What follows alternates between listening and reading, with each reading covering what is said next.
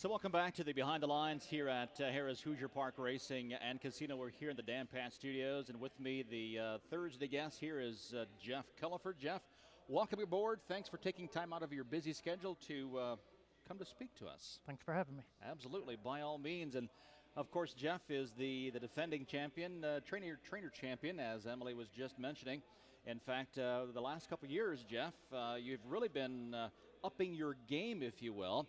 Last year you had, 119 winners here at Hoosier and checked out as the leading trainer for the 2018 meet. The previous year, you and Jamie McCumber tied for the most training wins at 92. Back in 2016, you checked in with 60 wins. So every year we see progression here, and seemingly you're trending in the right direction now. What do you contribute that to? Obviously more wins, but bigger stable, better horses. Bigger numbers, Bigger numbers. and better horses. Okay. Tom Pollock, my owner, really puts good horses in my stable, so Okay. it helps. All right. I'm certainly does. So this year, numbers. How many horses do you have here? I got 40 here at Hoosier Park. 40 horses. That means that's a lot of work. Must have a pretty good team back there. I got a very great team. Okay. How many on staff here? It's like 10 maybe. No kidding. Yeah. No kidding. So you're obviously the head trainer, first trainer, if you will. Second trainer? Here at Hoosier Park, I got Tim Clevenger, Okay. and he does an amazing job for me. So. Okay. All right. Very good. And then how does this work? What time do you start in the mornings? The caretakers, they usually get there 5:30, and There's a 5:30 in the morning, yeah, a.m.? and us trainers just a little bit later, but we hit the track by 7 every morning. By 7. Okay. And do you have a window as far as what time that you're allowed onto the track, and then say what time you have to be off the track? Yeah, I think the track opens at 6 and Okay. closes at like 1. Okay. We're usually done Okay. off the track. Now here at Harrah's Hoosier, we have the back track, something that was added just a few years ago. Do you take advantage of that oval as well? I normally don't, Okay. but we got a good staff that we can Right. get them all done You on get the them all big done. tracks. Sure. And then your training regiment, I'm assuming, varies from horse to horse. I know years ago, the old school, you trained double headers and sometimes come back with a single. Is that still the case in 2019? There's not too many Not come too many. back. 'Cause singles, we keep most of them on the same program as we Yeah. can, if we can. Try but to. there's always one or two that has to special attention. Right. Okay, very good. So let's see here. This is a family operation. Maybe not so much in your stable now, but you grew up in harness racing. Your father, Roger, obviously has been very successful in harness racing. And you have a brother as well, Terry. I've not seen Terry around this year here. Where's he hiding at? He's kind of stepped away to focus more on other venues. Okay, all right. Okay, very good. So it's left up to you and Father. In fact, I saw your mom and dad down at the Winner's Circle. I'm not sure if it was the last night or the night before. So Yeah. they're obviously off to a good start as well. So when did you step out first? And I'm assuming you started under your father. Father's in his stable with your mom and your dad. When did you step out and take the plunge, if you will, and start your own stable? I've tried it a couple times before, but Okay. about the last 6 years, is when Mr. Pollock came along and things just Things took off, didn't took they? off really well. Yeah, and that's key, is to have an owner like Mr. Pollock. And how did you and Tom find each other? He was in a partnership with another owner that I started with, and Okay. me and Tom, we both kind of wanted to spread the wings, I guess, and make the stable grow, and Okay. it's Okay. been good. Okay, so 40 head here. I do know that, I think I do know, do you have a string perhaps in the East Coast this year? I got 15 in White Birch Farm in New Jersey, and trying to race that circuit mainly at Meadowlands. Mainly at the Meadowlands. So you have another first trainer, second trainer out there? Yeah, second trainer, Rico Robinson. Rico Robinson. Okay, very good. So now you're doing double duty. The first time this has ever happened where you've had a string at 2 different locations? Yeah, yep. So what does that do as far as management's concerned? A lot of sleepless nights, but it's working. It's working.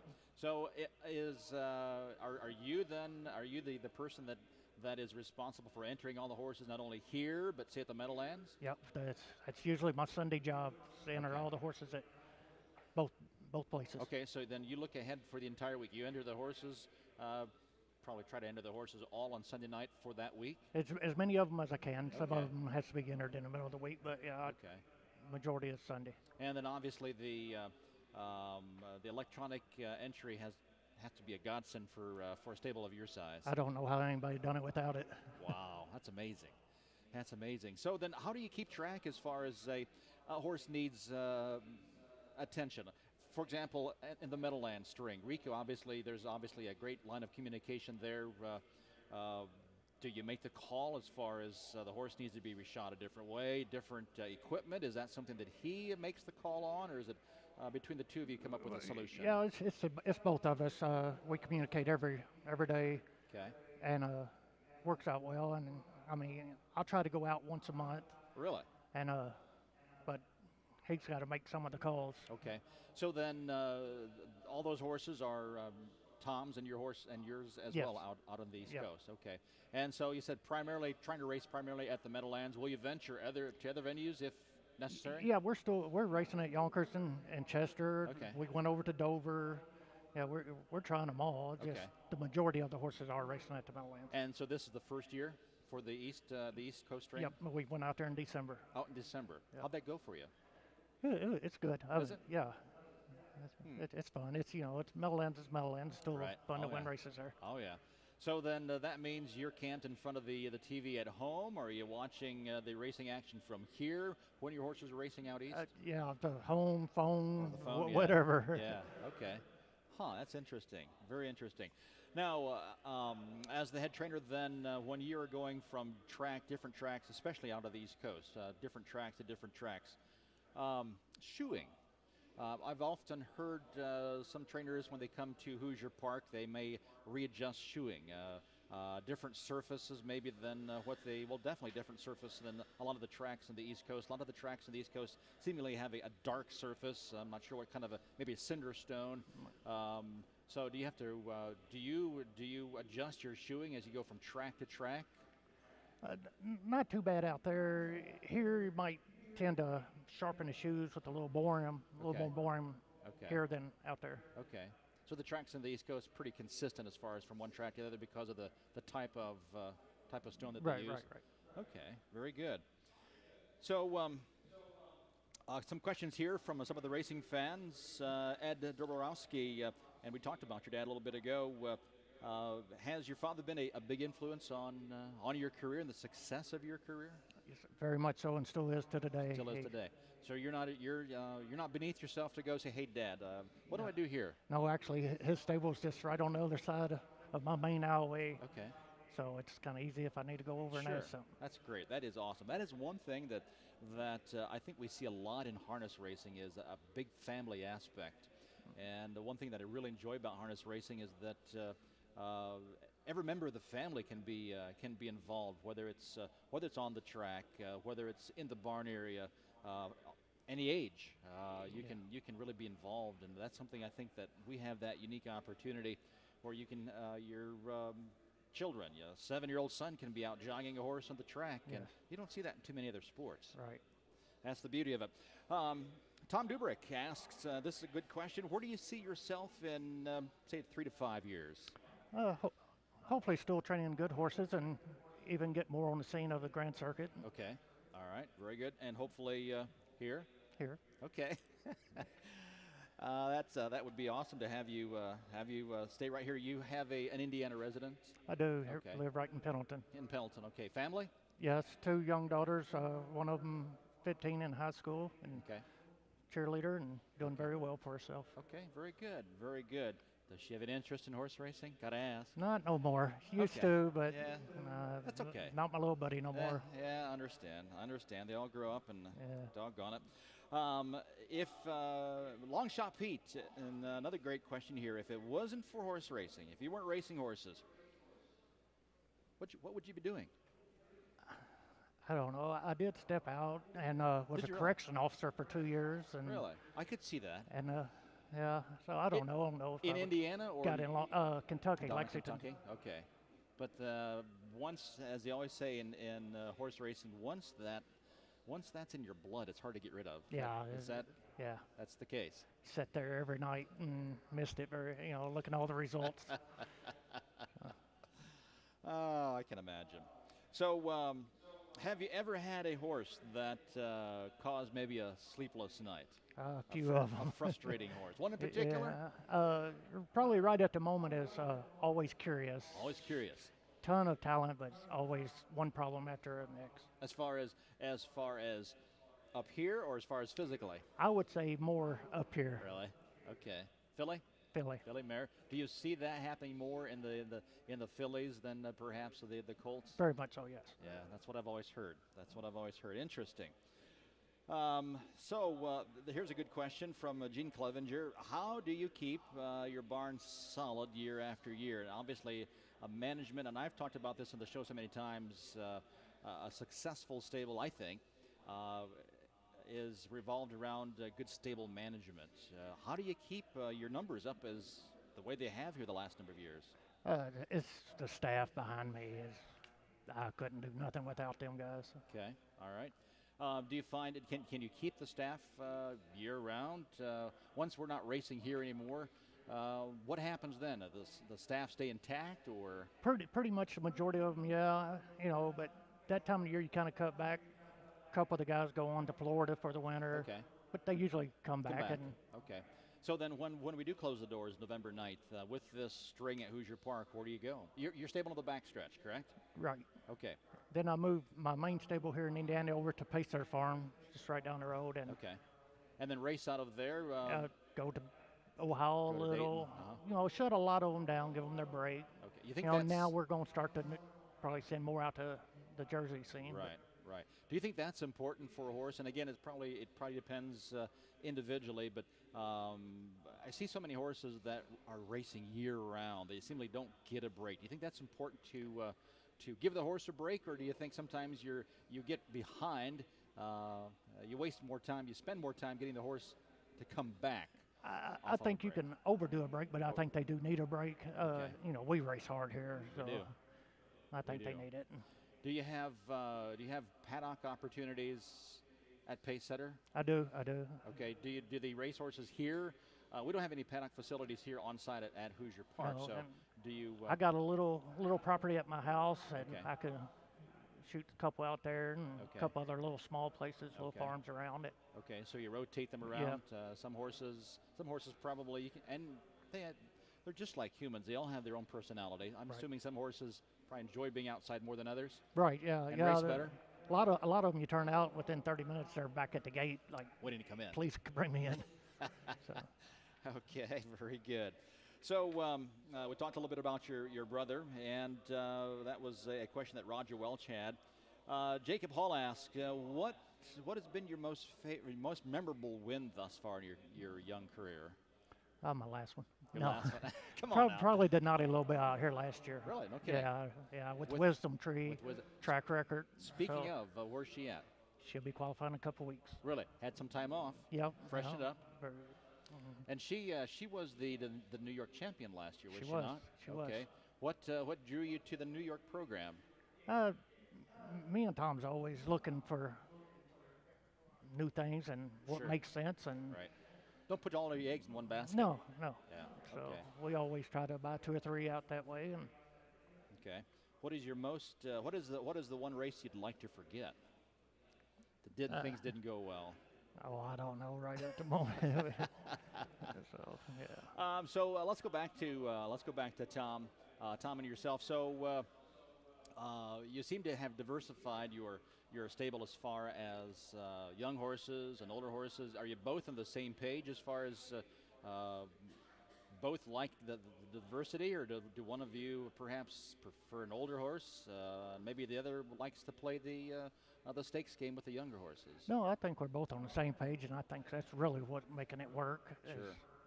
You know, you got to have the good condition horses to pay Sure. for the babies that take so long to get there, Yeah. if they get there. If they get there, sometimes that has to be rather frustrating with a baby that's got a great pedigree and everything seems to be in place and things just don't seem to pan out. Always curious. Always curious. Okay, let's see what else. I had a question right at the tip of my tongue, and that just slipped my mind. What would be one thing you'd like to see changed in harness racing? I And don't. I didn't give you time to think Yeah, about this. I don't know. I mean, obviously you'd love to see the people, but Right. Continue to think about this. Last night, you drove a horse out here, and I, to be honest, I called the judge and said, "Is this correct? Is Jeff actually going to drive? We don't see it drive much anymore. Why not?" I'm doing a lot better training than I did driving. You know, the family's a lot more happier. I can understand that. I can understand, and it's that was that a tough decision to hang up the lines and turn them over to the catch drivers? For some people, that's really tough to do. Not really.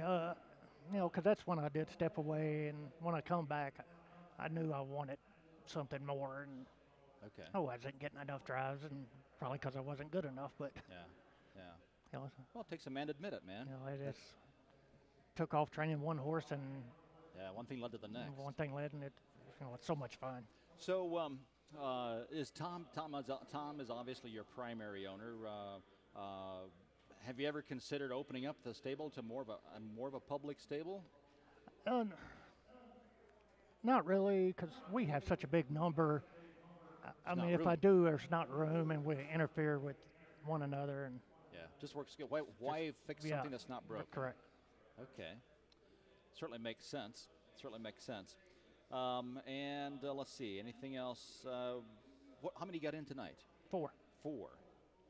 And anything look good? Anything you like? I like my chances in the Phillies mares. Okay. I got a new purchase in, and so I'm kind of excited to see what she does. And Okay. obviously I got Inverse, and So she's one of my favorites. right. So when you go out looking for horses, are you always on the prowl as far as internet, or do you prefer to go to the auctions to buy horses? Kind of both. Work a lot with a couple different agents, Okay. and find majority of them that way. And Okay. Tom, that's his job. He's Yeah. that's a big part of that. So he sits back at Pennsylvania every night, and he's watching the action from here as well. He He's a harness racing junkie. is. He's not a very old man. No, He's been but he is older than I am. He's older than you. He's gonna like that. Well, you guys certainly have a great team, and it seems to be working very well. Best of luck in your new venture on the East Coast. I hope that works for you. Thank you. One other thing, when you go to find your drivers, do you look for a driver that fits your horse, or do you have your first call drivers that you'll automatically go to? How do you decide who drives your horses? Here at Hoosier, fortunate that I do got one of the top stables here, and so you usually tend to have the top 3 guys. Sure. And Sure. right at the moment, I seem like favoring towards Sam, but he's sticking with me pretty good. So Yep. And we asked him last week about kind of the same scenario. What happens when you're down on several different horses, and hopefully you don't offend the trainer by choosing off. no, and because he's got to make a living just like I do, and Right. That makes normally we understand. sense. Okay. Want him, but Sure. understand. Sure. All right. Very good. One quick question. Track edition is good. When a track's sloppy, any different equipment changes? We talked about shoeing before. Do you make a quick shoeing change sometimes because of the track condition? Not normally. Okay. Not normally. Okay. Very good. Well, we've been informed the horses are moving to the track here as we speak for the first of the evening. If you just arrived, welcome. This has been a great conversation with our leading trainer, Jeff Cullifer, on Behind the Lines.